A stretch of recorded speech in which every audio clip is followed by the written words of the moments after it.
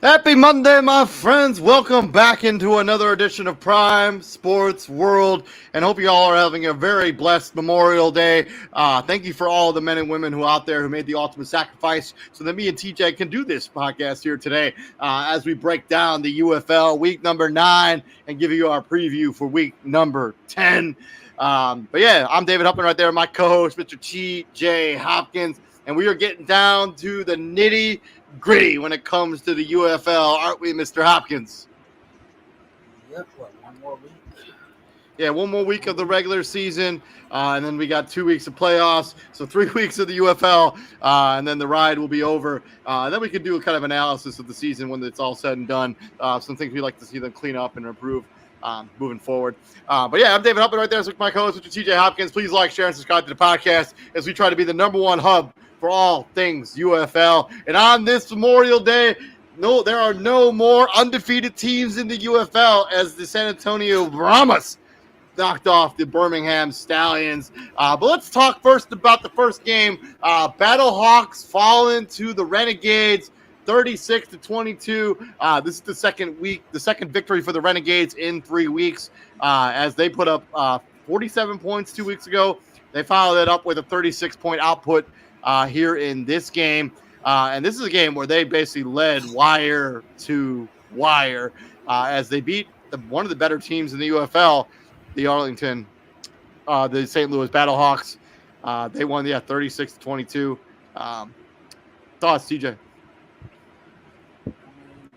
if you're a Renegades, you look at this game and be like, how the hell is this only our second win? Like, like, what else can you say? It's like, I'm happy you got it. You just kind of wish that you put it together way sooner. way I before mean, now. Luis Perez was fantastic in this game. 24 of 36, 259 yards, 3 touchdowns. He did not throw a single interception.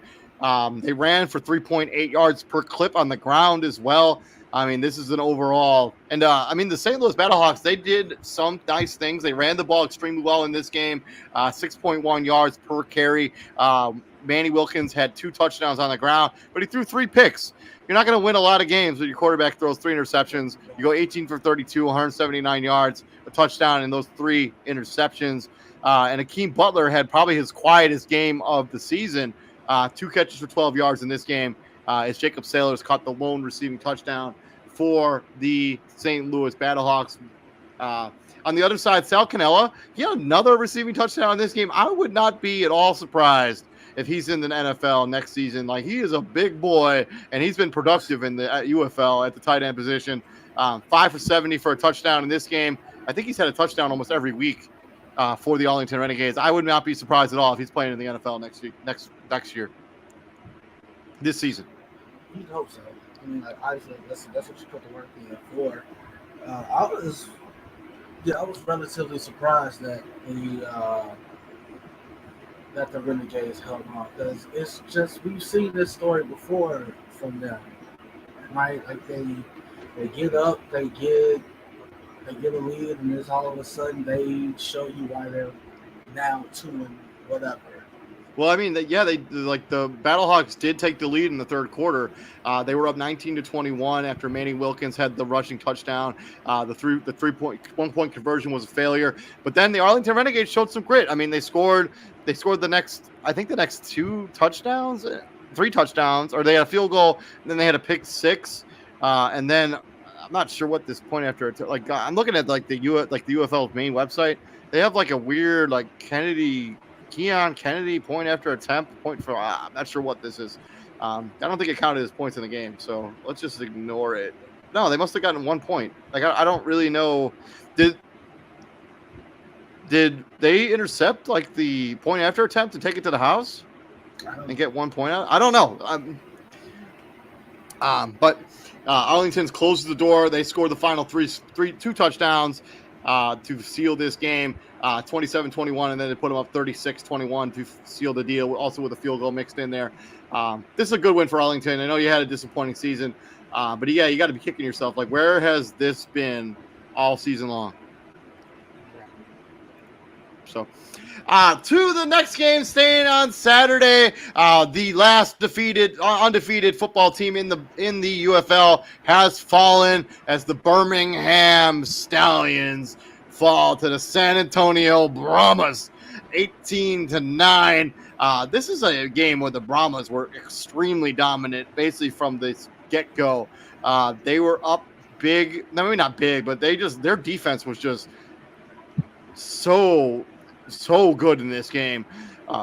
They held a high-powered offense to 9 points. They made some crucial mistakes down the stretch with Adrian Martinez. This San Antonio Brahmas defense is really good. Yeah, they did to Birmingham what Birmingham's been doing to pretty much everyone else. Like, everybody has a plan until you get punched in the mouth. And usually the one punching people in the mouth don't get punched in the mouth. Right, so that's San Antonio saying, all right, well, we're not going to wait for you to punch us. We're just going to come out and punch you first, and there's nothing you can do about it. This is kind of like their staple. If you're San Antonio, like they were a good defensive team a year ago. Yeah, they were. They were arguably the best defensive team last year too. They just didn't win a lot of games. Like Hines Ward, like I don't know what the difference is now between the two, and between this year and last year, but it's a clear. Well, they have different quarterback play. I mean, what's his name? The quarterback they're having play right now was not on this team last year. He was a member of the Orlando Guardians. Quentin Dormady, who has Chase But he Garber's wasn't. actually got a majority of the snaps in this game, but he wasn't on this team either last year.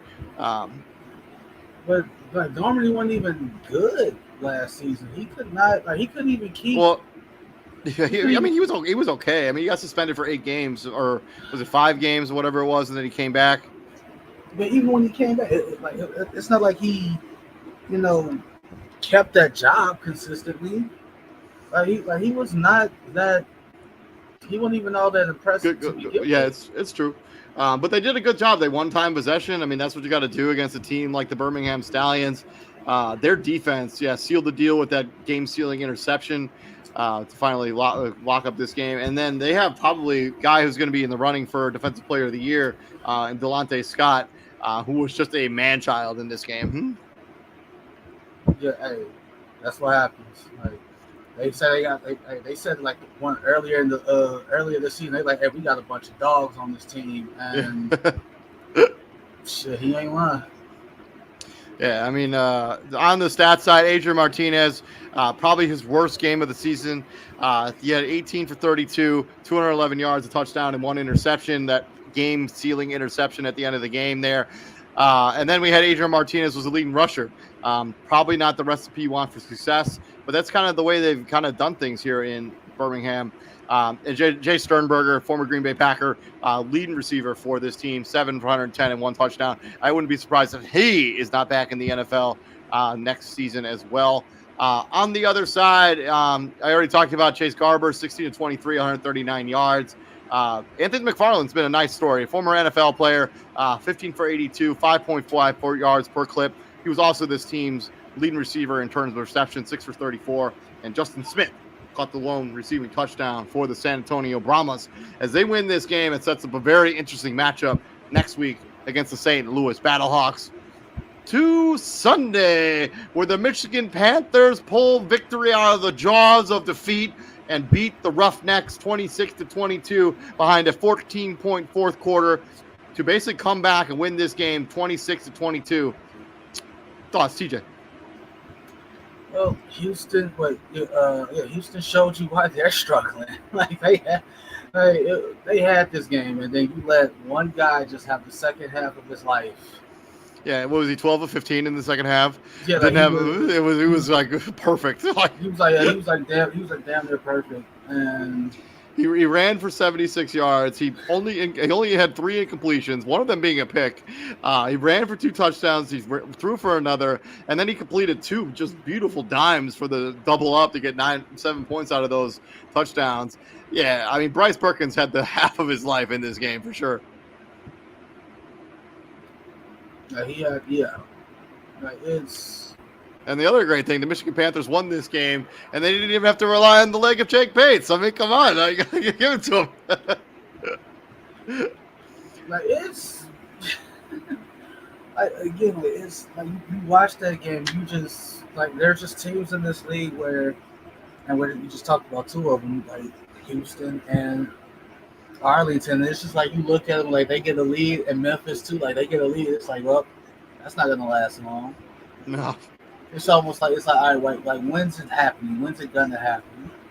And and this game was in the third quarter when Bryce Perkins went bananas in the second half. 3 touchdowns in the second half for Bryce Perkins, basically on his own. So, and I'm talking about is David alluded to, like the collapse. These teams are going to collapse at some point, right? And those are like the worst things about it is most of the time they're self-inflicted.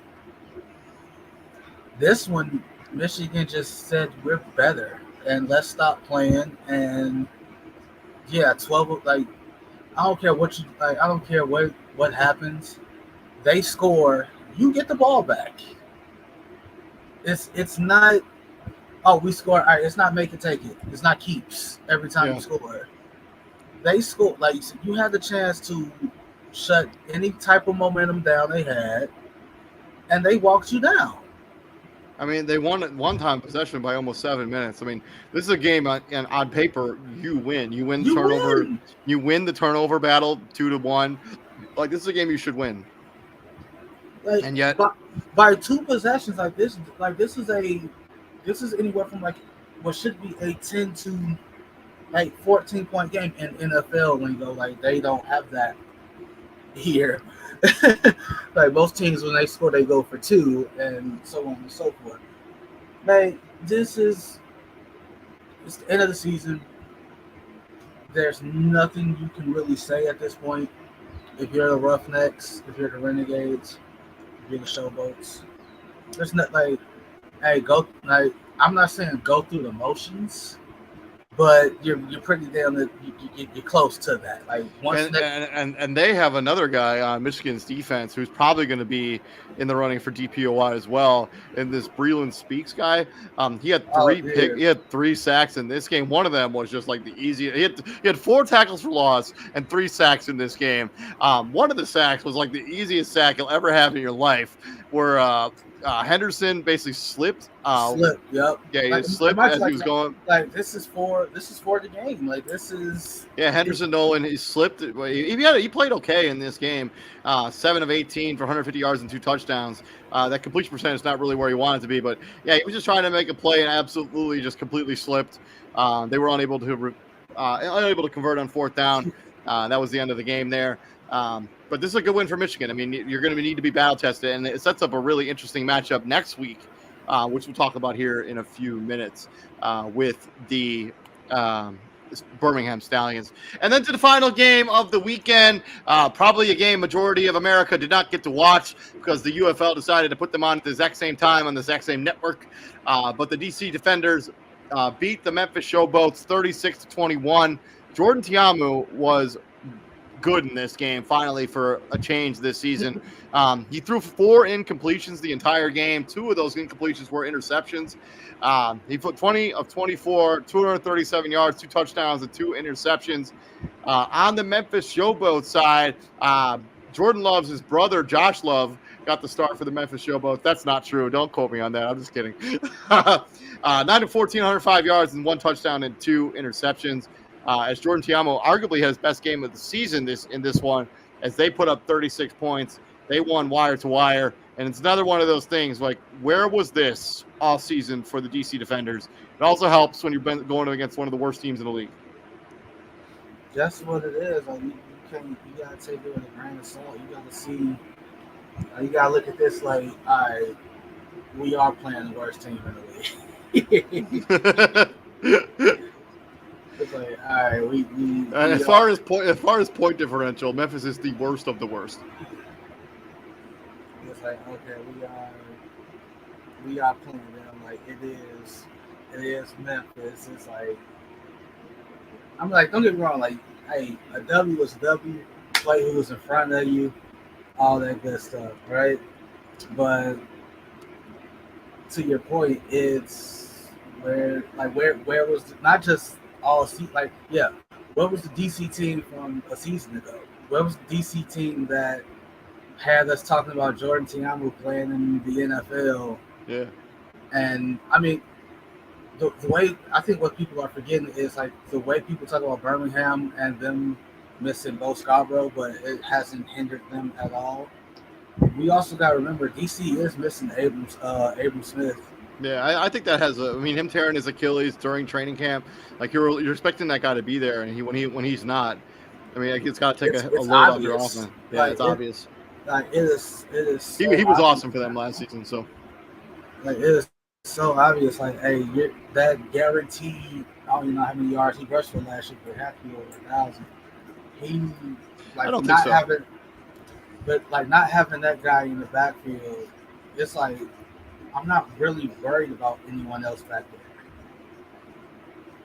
And Jordan Tiamu has not had a good season at all. Like, this, like you said, like, it's pretty bad that we're saying in week 9 that you had your best game of the year, and it just so happens to be like, it's week 9 against the worst team in the U.S. in the league.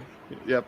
So, like, but yeah, I mean, what's their QT, What's DC's record? Sorry to cut you off. They are 4-5.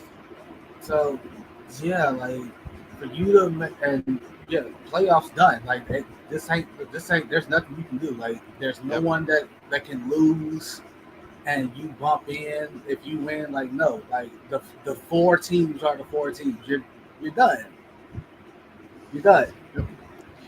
So we'll see. Both these teams are going to have to regroup and try to bounce back next season, especially the DC Defenders after they had such a strong season last year. And I don't think they lost a game last year until week 9 for them to be basically clawing their way towards the end of the season here. Swinging into week number 10, we got a lot of playoff implications when it comes to week number 10. And it's good that the league set this up this way. But if I was them, I would have flexed the Panthers-Brahmas game to Sunday, or I would have done something. So one of these games is taking that primetime slot because who was watching Roughnecks and Showboats at 7 p.m. on 7 p.m.? Both those teams are 1-8 going into this game. I would have moved some of these games around. Unfortunately for the Michigan Panthers, even if they were to beat the Birmingham Stallions in this game, the first one we're going to talk about here on Saturday on ESPN, even though they would have the same record as Birmingham, I've done some research on the internets. Ford Field has been completely cleared out of all their UFL stuff. So even if the Panthers were to quote unquote win home field advantage by beating Birmingham, that game would still be in Birmingham because the Ford Field is already booked for some event on that weekend. So the game cannot be played there. But Birmingham coming off their first loss. Michigan Panthers been on a little bit of a roll here.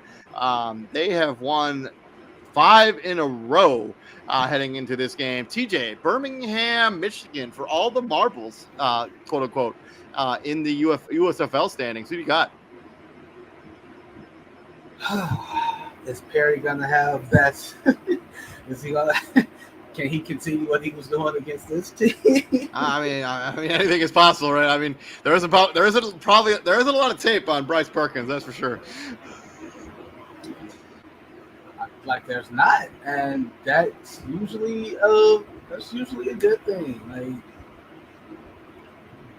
to be fair, Birmingham has showed like, hey, it don't matter who it is. Yeah, it's true. Like they say, hey, it don't matter who it is. Like anybody can get this smoke, and yeah, oh damn, like and yeah, it's. I'm gonna go with Birmingham just because. Yeah, I just don't think Michigan can duplicate it. I think that I just don't think they have enough. I mean, Michigan Panthers offense was basically inept for against one of the worst teams in the UFL. Their offense was completely inept for basically a half. If you allow Birmingham to just beat you down for a half, you will not come back in this game. I'm taking Birmingham to win. Also, I just think they need. I think they need to have the momentum more. You're undefeated, and then you lose 2 games in a row to end the season. You go into a playoff matchup against one of the teams you lost, and then potentially one of the other teams you lost in the finals. I don't think it's a good look. I think Birmingham's going to be real motivated to win. I also don't know how motivated the Michigan Panthers are going to be to even really try to win this game. Even if they do win, it doesn't secure them home field advantage because on the Ford Field situation. So I think Birmingham will be way more motivated to win the game. I mean, like if you're Birmingham, either way it goes, you got like this. You lose the game is in your in your stadium. You win, the game's in your stadium. Like it's I'm sticking with my pick. Give me Birmingham. I'm not changing nothing. I'm with you on that. To the next game. This game is also for home, but the difference here is both of these arenas are available on Saturday. This game's at 4:00. The San Antonio Brahmas going into St. Louis and taking on the Battlehawks. I do not know what AJ McCarron's status is for this game. I imagine he will not play. But TJ, who do you think wins this matchup? This is for home field. Whoever wins this will host that playoff game. St. Louis in the playoffs? Oh, that'd be nasty. I like their backup too. Their backup has had a good. I mean, he's been all right. But he provides an element that AJ McCarron really doesn't provide. Like this guy can hurt you. The rushing yards, yeah, for sure. And I'm pretty sure like AJ McCarron, like he's more like obviously like he's probably the best quarterback in this league. And that's fine and dandy, but like when you got that dual threat, that's what makes it so great. Like he can hurt you in more ways than one. Give me St. Louis at home, but this was a good ass game last season. I expect it to. I do not think AJ McCarron will play in this game. I will take the Brahmas. I just think that defense for San Antonio is next level, and I think they're going to shut down the St. Louis Battlehawks. And I think the Brahmas are going to be hosting the playoff game, which kind of sucks for the league a little bit because I think you want to have that big stage in St. Louis hosting this playoff game.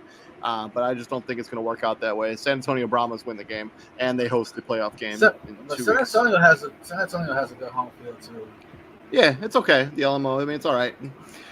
To the Sunday matchups, kind of two throwaway games back to back. Let's first start with the early game. This game's on ABC. If you have an antenna, you get to watch it for free. The Renegades going into DC and taking on the final beer snake of the year and the DC Defenders. I don't even know if they're going to do the beer snake with this. How the other team's been this year. Who do you got in this, man? I'll take the Defenders. I don't actually know what I'm going to take the Renegades. Renegades, actually, funny enough, they of all the teams that are kind of trash in this league, right, or not going to make the playoffs, they have the best point differential at -3. They've been right. They've been right in games and lost in heart. I'm going to take the Arlington Renegades to continue kind of this positive swing they're on right now. Finish the season on a high note. They win the game. They give me the Defenders. I don't. And then the battle for who will have the worst record in the UFL. This game is on primetime television on Fox. For some reason, UFL. For some reason, we have the Houston Roughnecks going into Memphis and taking on the Showboats. TJ, who will finish with the worst record in the UFL? Roughnecks or Showboats? This basically means who are you picking to lose? Showboats. Picking the Showboats? Yeah, I'm going with the Showboats too. -109 for the Memphis Showboats, -68 for the Roughnecks. Memphis Showboats have been by far the worst team in the league. I'm taking the Houston Roughnecks to win this game. Memphis ends with the worst record in this UFL. Any upsets this week, TJ? Would the Renegades beating Defenders be an upset?